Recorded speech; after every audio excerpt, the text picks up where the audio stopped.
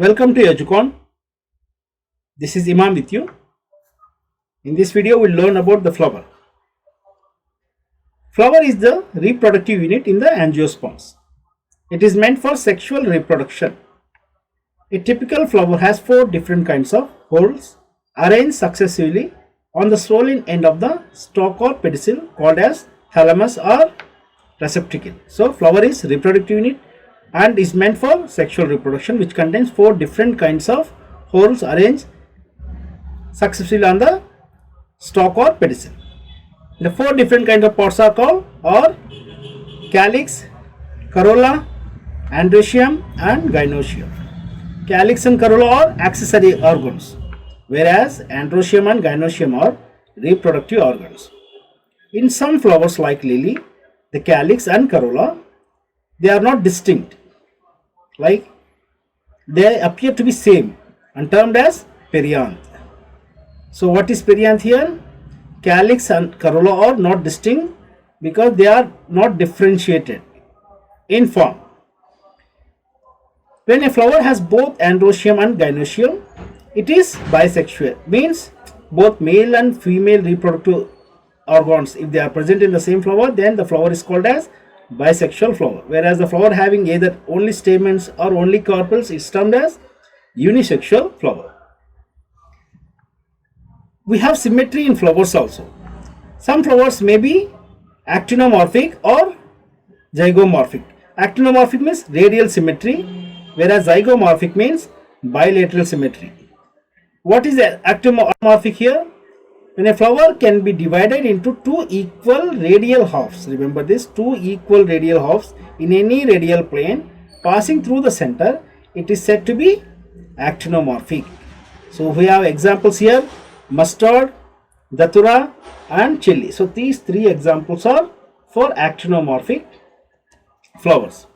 Whereas for zygomorphic, a flower can be divided into 2 similar halves only in one particular vertical plane.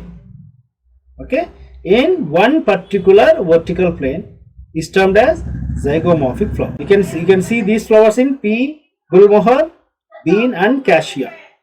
So here we have 3 examples for actinomorphic and 4 examples for zygomorphic. These are very important, as actinomorphic flower can be seen in following examples, like you will be having 4 options like that. We need to prepare. A flower is asymmetric, that is irregular, if it cannot be divided into 2 similar halves by any vertical plane passing through the center, as in kana. So here we have only one example for asymmetric flower, that is kana. A flower may be trimerous, tetramerous or pentamerous, means when the floral appendages are in multiple of 3, 4 or 5, they are termed as trimerous, tetramerous and pentamerous respectively. Flowers with bracts reduced leaf found at the base of the pedicel. Bracts reduced leaf that you can see in the image are called as bracteate, and those without bracts are called ebracteate flowers. So in this section we have thalamus, which is important, okay, and also gynoecium and androecium, they are the reproductive organs of flower, and bisexual, unisexual flowers. And symmetry, coming to symmetry, we have actinomorphic and zygomorphic, and also asymmetric flower is observed in kana, and flowers may be trimerous, tetramerous and pentamerous. In figure 5.13, position of floral pods and thalamus, that is hypogynous, perigynous, epigynous, and we'll study about these parts in following sections. Based on position of calyx, corolla and androecium in respect of the ovary on thalamus, the flowers are described as hypogynous.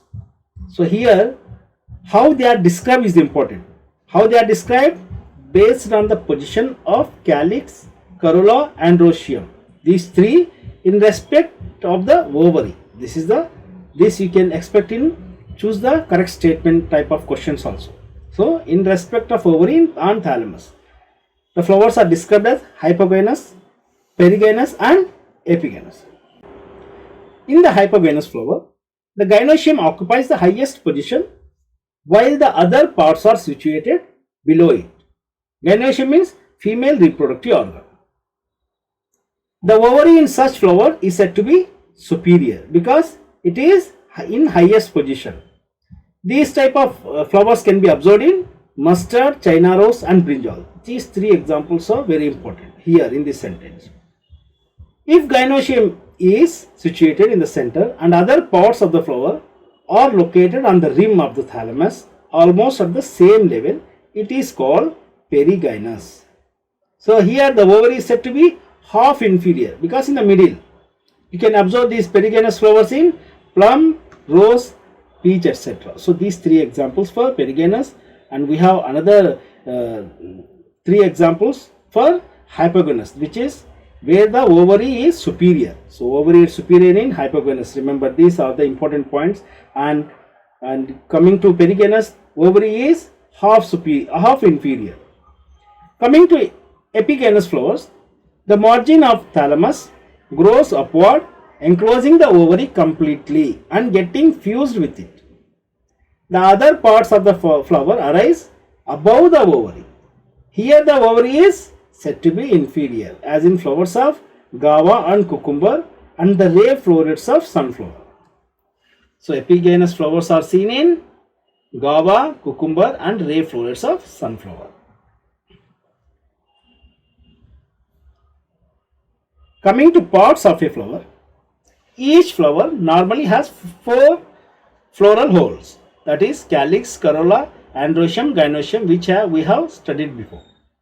Calyx is the outermost hole of the flower and the members are called sepals. Okay. Generally, sepals are green, leaf-like and protect the flower in the bud stage. So, calyx or sepal, they protect the flower in budding stage, that is bud stage. The calyx may be gamocephalous, that is when they are united, sepals united, or polycephalous when the sepals are free. Coming to corolla, corolla is composed of petals. Petals are usually brightly colored to attract insects for pollinations, because you might have seen a lot of flowers. Flowers are in different colors. It is to attract insects for pollination. Like calyx, corolla may also be gamopetalous, means petals united, or polypetalous, petals free. The shape and color of the corolla vary greatly in plants, and also corolla may be tubular, bell shape, funnel shape or wheel shape. So there are 4 different shapes here, which is tubular, bell shape, funnel shape or wheel shape. In figure 5.14, parts of the flower, you can see pedicel, calyx, corolla and gynoecium and androecium in single flower, whereas separately mentioned calyx, corolla, androecium and gynoecium. Coming to estivation, the mode of arrangement of sepals or petals in floral bud with respect to other members of the same whole is known as estivation. Okay, there are 3 main types of estivations, which are called as valvate, twisted, imbricate and vexillary. When sepals or petals in a whole just touch one another at the margin without overlapping. Remember this, when the petals or sepals in a whole just touch one another at the margin without overlapping, as in calotropes, it is said to be valvate type of estivation. So valvate type of estivation is observed in calotropes. If one margin of the appendages, that is sepals or petals, overlaps that of the next one, and so on, as in China rose, lady's finger and cotton. These 3 plants are example for twisted type of estivation. If the margins of the sepals or petals overlap one another but not in any particular direction. So here there is no particular direction, as it is observed in twisted estivation. Such as in cassia and gulmohar, the estivation is called imbricate estivation. In pea and bean flowers, there are 5 petals. The largest one overlaps the 2 lateral petals, which in turn overlap the 2 smallest anterior petals. This type of estivation is known as vexillary or papilionaceous estivation. So we have 4 different types of estivation, where the sepals and petals are arranged differently in different flowers or belonging to different species. Coming to androecium, androecium is composed of stamens. Each stamen, which represents the male reproductive organ, consists of a stalk or a filament and an anther. So we have what the stamen represents male reproductive organ, and also it consists of a stalk or a filament and an anther.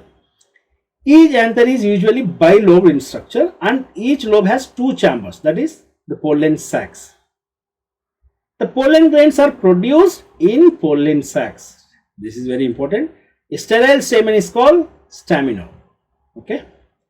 Stamens of flower may be united with other members such as petals or among themselves. When stamens are attached to petals, they are epipetalous, as in brinjal.